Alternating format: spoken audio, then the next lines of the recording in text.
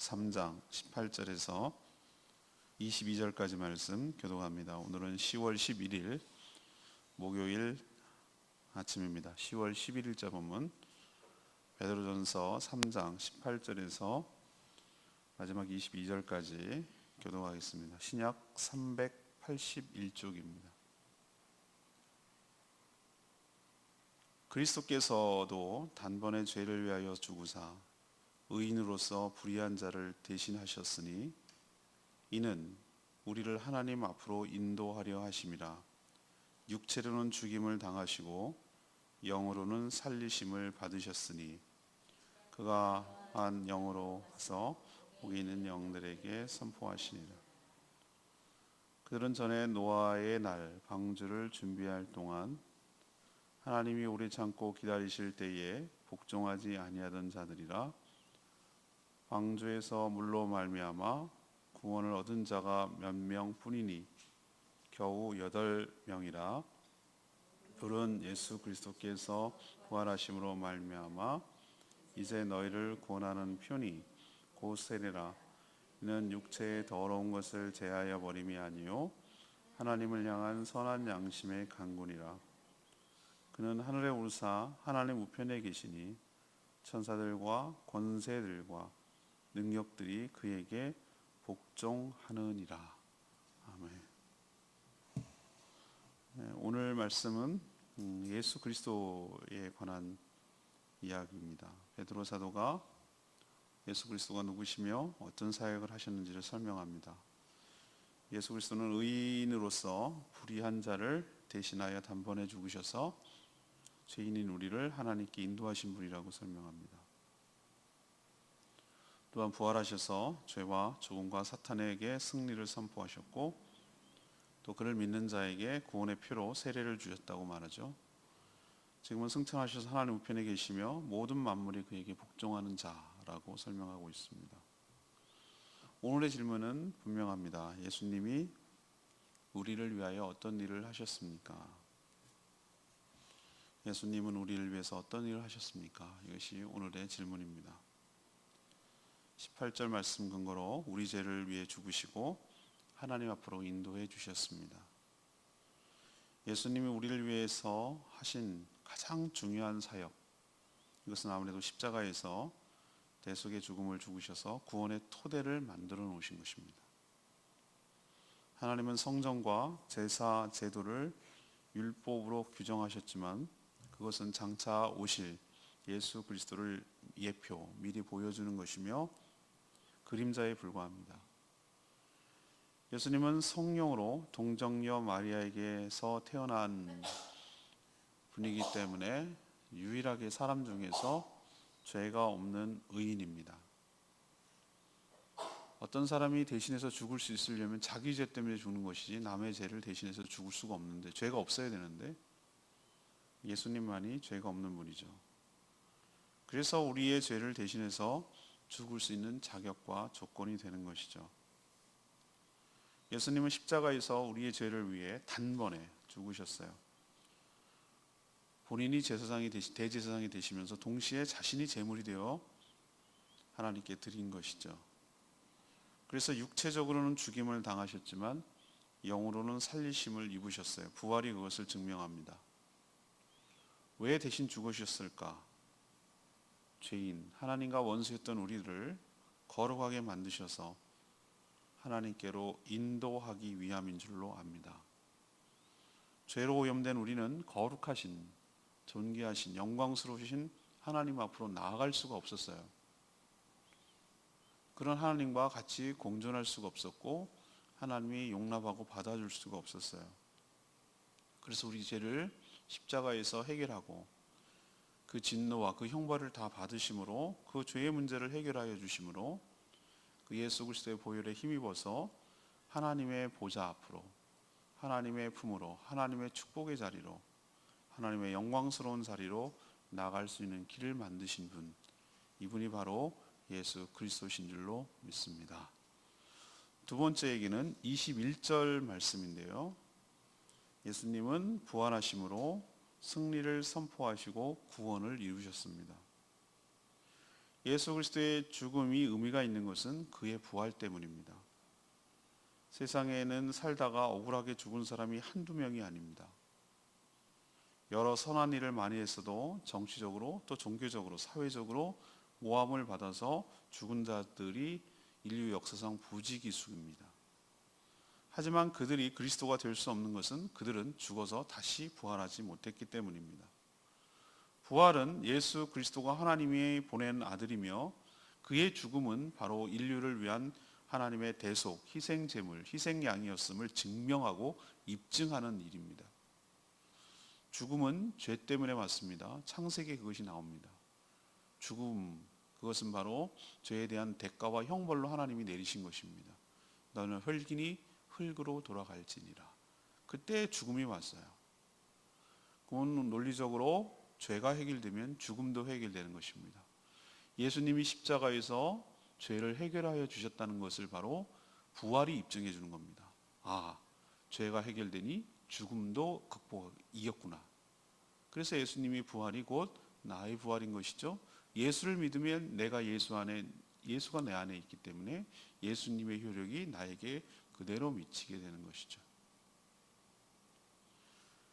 그래서 예수 그리스도를 영접하는 자, 곧 그를 믿는 자에게는 그와 함께 죽는 역사, 동시에 그와 함께 사는 역사가 일어나게 되는 것입니다. 그의 부활은 모든 믿는 자들의 부활을 미리 다 보여준 것이기 때문에 우리도 예수님처럼 부활할 것을 믿게 된 것이죠. 그를 믿는다는 표로 세례를 받습니다. 세례는 육신의 죄를 제거해 버림이 아니고 성령, 그냥 단순히 우리가 죄를 지은 것을 없어주고 그냥 그대로 인간으로 또 살고 또 죄를 짓게 만드는 그런 정도 미완성이고 불완전한 상태가 아니라 오늘 세례에 대해서 사도 베드로가 아주 정확하게 표현하고 있어요. 21절에 육체의 더러운 것을 제하여 버림이 아니라고 그랬어요. 우리는 자꾸 물 그러면은 어떤 느낌이냐면은 샤워, 목욕, 더러운 것을 깨끗이 씻는 거, 네, 그런 의미도 있어요. 그렇지만 진짜 의미는 전 침례에 가깝다고 생각해요. 수장시키는 것이. 과거에 살던 모든 삶을 이제는 끝내고 물에 잠기는 것이 끝났어요. 죽었어요. 다시 물로 올라오는 것은 새로 태어난 것이에요. 새로 다시 산다는 뜻이에요. 단순히 육체의 더러움을 제하여 버리는 정도로 끝이지 않고 선한 양심의 강구, 하나님을 향한 마음이 새로워지는 완전히 다른 사람이 되도록 만드는 역사가 바로 세례의 표예요. 그게 바로 예수 그리스도를 믿음으로 구원을 받았다는 표로 받는 것이지 세례가 구원의 전제 조건은 아니에요. 예수님이 이렇게 해놓으신 것입니다. 우리가 할 수 없는 그것을 대신 죽으셔서 죄값을 치름으로 그것을 증명하는 것으로 부활하시고 그래서 구원이 선포되었음을, 구원이 완성되었음을 선포하시고 우리의 구원을 그렇게 부활하는 것으로, 우리의 부활하는 것으로 완성시켜 주실 줄로 믿습니다. 이것이 바로 예수님이 하신 두 번째 일이에요. 세 번째는 22절에 있는 말씀입니다. 하늘로 승천하셔서 모든 존재들을 다 다스리는 분입니다. 예수님이 부활하신 후 40일 동안 이 땅에 계시면서 제자들을 만나시고 또 사명을 주셨죠. 너희는 가서 사마리아와 유대와 사마리아와 땅끝까지 이르러 내 증인이 되라는 말씀을 하셨어요. 승천하실 때 했어요. 또 너희는 가서 모든 족속으로 제사를 삼아, 이 표현이 있죠. 아버지와 아들과 성령의 이름으로 세례를 주고 내가 분부한 모든 것을 가르치라고 그러셨어요. 내가 세상 끝날까지 너와 함께하리라고 약속해 주셨어요. 그것이 Great Mission, 지상 대사명, 지상 명령, 최고의 명령이라고 말하는 거잖아요. 그것이 바로 예수 그리스도께서 우리에게 하신 일이에요. 그래서 수많은 사람들이 그의 부활을 직접 목격했고 또 제자들이 보는 가운데 감람산에서 구름 타고 하늘로 승천하셨어요. 승천은 예수 그리스도께서 원래 어떤 분인지를 보여주시는 것이고 어디서부터 왔는지를 보여주시고 그가 장차 어떤 사역을 할지를 한꺼번에 다 보여주시는 거예요. 하나님이 불필요하게 왜 그걸 보여주시겠어요? 조용히 하늘로 가시면 되지. 그분이 하늘로부터 오셨구나. 우리가 생각할 때 자꾸 블루스카이나 우주? 모습이라고 생각하는 거 아니라 다른 차원으로 가는 모습을 보여주신 것이지, 그게 무슨 붕붕붕 떠가지고 우주선 타고 가는 그런 개념이 아니란 말이죠. 어리석게도 다른 세계로 들어가는, 그리고 올라가시는 것을 보면서 우리를 향해서 다시 내려올 것을 보여준, 천사들이 옆에서 너희들이 어찌하여 놀라느냐, 구름 타고 올라가신 그분은 너희들이 본 그대로 다시 오시리라 라는 것을 보여주기 위해서 의도적으로 하는 것이고, 그 올라가셔서 뭐 하시는가? 지금도 하나님 우편에 계셔서 연약한 우리 성도들을 구원이 완성되는 그날까지 지키고 안전하게 보존하기 위하여, 하나님께 우리의 구원을 완성시키기 위하여 하나님 앞에 계속해서 중보하며 간구하고 계시는 분인 줄로 믿습니다. 또 하나님은 죽기까지 순종하신 예수 그리스도를 높여서 모든 만물 위에 뛰어나게 하셨습니다. 이것이 하나님의 놀라운 약속이에요. 그래서 우리 찬양할 때 모든 이름 위에 뛰어난 이름, 그죠? 그게 바로 무엇이냐면은 모든 이름 위에 뛰어난다. 이것은 모든 것들이 다 그에게 복종하도록 만드시는 권세를 주셨다는 뜻이에요.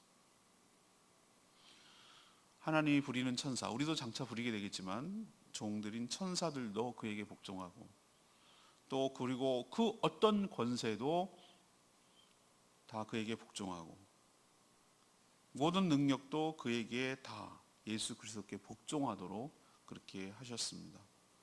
그리고 다스림을 받습니다. 주님은 다시 재림하셨을 때 이번에는 어린 아기로 오시는 것이 아니라 백마를 타고, 그래서 왕으로 오시는 것이죠. 심판주로 오시는 것이에요. 그래서 그의 모든 이름 위에 뛰어난 이름을 주신 하나님의 권세를 공의롭게, 정의롭게, 그리고 사랑 가운데 행하실 분인 줄로 믿습니다. 많은 이단들이 왜 인간 주제에 보세요. 대부분의 이단들 특징은 백말 타고 막 사진 찍어요. 교주들 말이에요. 교주들. 그게 어디서 나왔을까? 요한계시록에 나오거든요. 백말 타고 오는, 그러니까 자기가 메시아라 이거지. 메시아. 좀 있으면 다 죽을 거예요. 죽었거나 아니면 죽을 겁니다. 백날 타도 죽어요. 그렇지만 예수님은 그 상징적인 의미예요. 그것은 왕으로, 처음에는 나귀 타고 들어가셔서 겸손의 왕이고 평화의 왕으로 가셨지만, 이번에 내려오시는 것은 그런 의미가 아니에요. 위엄과 영광과 권세를 가지고 정말 칼의 심판을 들고 오시는 거예요. 그래서 그렇게 기회를 주고, 그렇게 믿기를 원하고, 그렇게 참아주고, 그렇게 기다려줬던에도 불구하고 안 믿는 모든 인간들, 사단을 추종하고 사단의 종살이하며 살아가던 모든 인간들, 사단과 함께, 그 귀신들과 함께 지옥 형벌에 처하게 될 것이에요. 예수님이 오실 것이 그게 바로 승천하신 증거예요.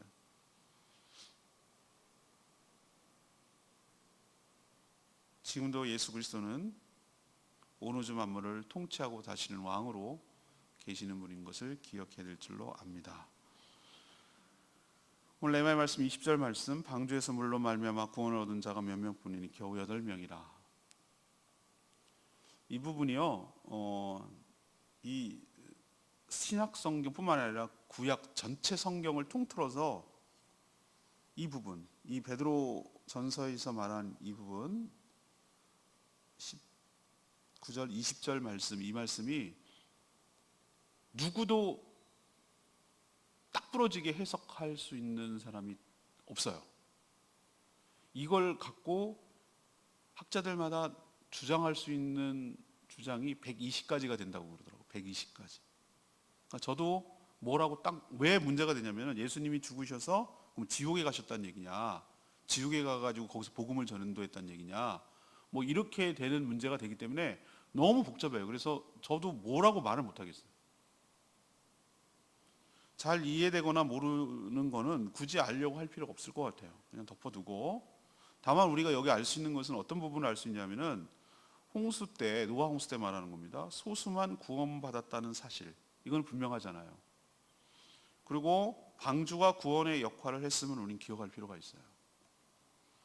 구원의 원리는 그때나 지금이나 동일하다는 겁니다. 하나님의 경고를 듣고 믿어서 대비하고, 구원이, 교회가 구원의 방주잖아요. 그걸 대비하고 방주 안으로 들어간 자, 믿음으로 준비해서 들어간 자, 살고, 기회를 줬지만 허송세월하고 끝까지 불신하고 거역하는 자는 다 어떻게 된다고요? 죽는다는 것을 보여줍니다. 구원의 방전은 교회고요, 교회 안으로 들어온 자만이 살 수가 있어요. 근데 의외로 8명이라 라고 말하는 것은 정말 8명 뿐일까? 신천지가 말하는 14만 4천 명만 그 상징적인 숫자를 갖다가 실제 문자로 구분 못 해가지고 그렇게 말하는, 필요할 때는 상징, 필요 없을 때는 뭐 문자, 이런 식으로 자기 원하는 대로 이렇게 하려는 태도 정말 조심해야 되거든요. 이게 상징적인 의미인데 12 곱하기 12잖아요. 그러면 144가 되거든요. 12장로 신약 대표, 12지파 구약 대표 곱하기 12 곱하기 12. 그래서 구약이나 신약이나 모든 믿는 자들의 총수를 상징적으로 말하는 거예요, 그거는. 근데 그걸 진짜 카운트로 해가지고 13만, 그럼 지금 14만 4천 명 넘었잖아요, 신천지가. 그런데도 여전히 포교 활동을 왜 하냔 말이지. 그렇게 지네 말로 치면 다 이게 모순이에요, 모순. 그걸 차야 우리가 뭐 구원을 받고 왕노릇 한다고, 이것을 설득하고 포교하기 위한 방법이지. 그 이단들의 특징이에요. 자기 입맛대로 이렇게 하는 거. 그러나 우리가 여기서 하나 암시받을 건 있어요. 우리가 생각할 때 구원이 엄청나게 넓게 보여요. 예, 맞아요. 복음은 굉장히 단순해요. 믿는 사람이건, 그러니까 배운 사람이건 안 배운 사람이건 글씨를 모르는 사람일지라도 복음을 듣고 예수 그리스도를 믿는 자는 거듭나서 구원 얻도록 하는 것이 하나님께서 기회를 주시, 차별함이 없다 이 말이에요. 모든 사람에게 구원을. 그렇지만 의외로 안 믿는 거예요. 의외로. 그래서 오늘 8명뿐이라 라고 말하는 의도가 뭘까요? 극소수란 얘기지. 우리가 생각하는 것보다 그렇게 많지가 않을 수 있다는 거예요. 진짜 예수 믿는 사람은. 가짜들이 너무 많다는 거지. 가라지가 너무 교회 안에도 많고 예수 믿는 교인 흉내 내는 사람들이 참 많다는 거죠. 의외로. 근데 실질적으로는 안 믿는 거죠. 구원의 방주로 들어오지 않고 그냥 얼쩡얼쩡 하는 거죠. 그러니까 우리가 그것을 자각한다면 우리가 진심으로 예수 그리스도를 믿고 세례를 받고 그 삶이 바뀌고 변화되고 예수를 닮아가는 그런 역사가 우리 가운데 있어야 될 줄로 믿습니다.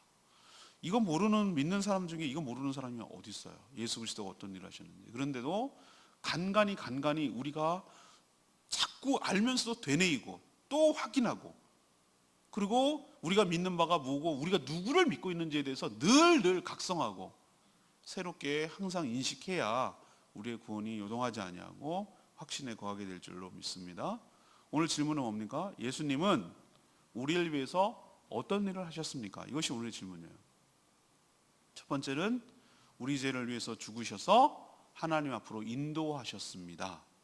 두 번째는 부활하심으로 승리를 선포하시고 우리의 구원을 이루셨습니다. 세 번째는 하늘로 승천하셔서 모든 존재를 다스리는 분으로 계십니다. 예수님의 어떠함에 대해서 오늘 쭉 배우는 시간이었습니다.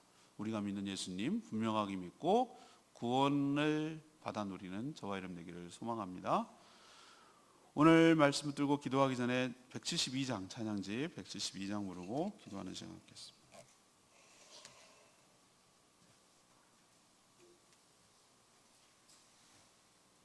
찬양지 172장. 주님 큰 영광 받으소서.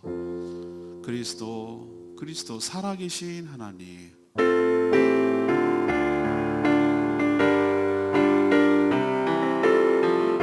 주님 큰 영광 받으소서. 주님 큰 영광 받으소서.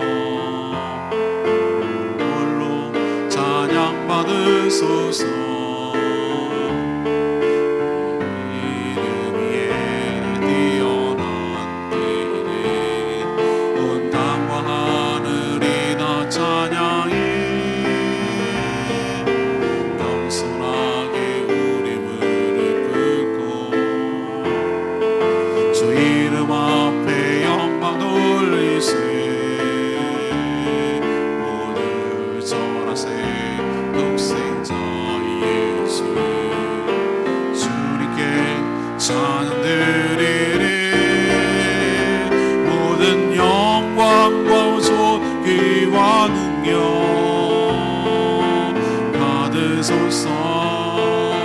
받으소서.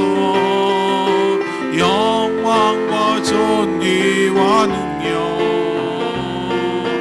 받으소서. 받으소서.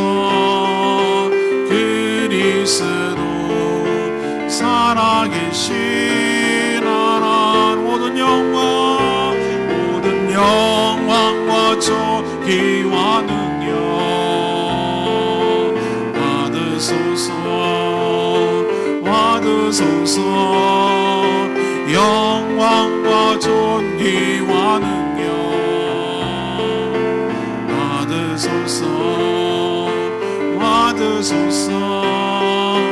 그리스도 살아계신 하나님. 우리가 다 알 것만 같아도 예수 그리스도께서 우리에게 어떤 일을 하셨는지 알면 알수록 너무 감사하고 너무 고마우고, 우리는 정말로 예수 그리스도를 더 알아가야겠다는 생각이 들어요. 예수님이 나에게 어떤 일을 하셨는지, 그분이 지금 어떻게 계신지, 앞으로 어떻게 하실 것인지에 대해서 확신의 구함으로 우리의 구원을 확신하고 또 구원받은 자답게 살아가는 저희들 되게 해달라고 다 같이 주여 외치며 기도하는 시간 갖겠습니다. 주여 아버지, 주님 그 영광 받으소서. 홀로 찬양 받으소서.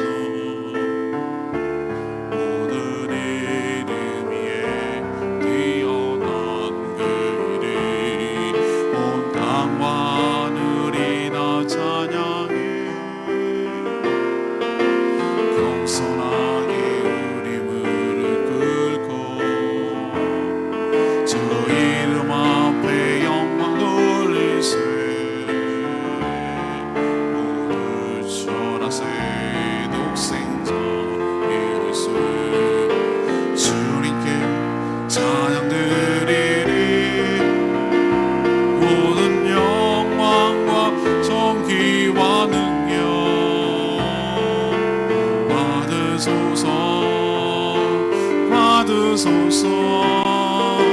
영광과 존귀와 능력 받으소서. 그리스도 살아계신 하나님.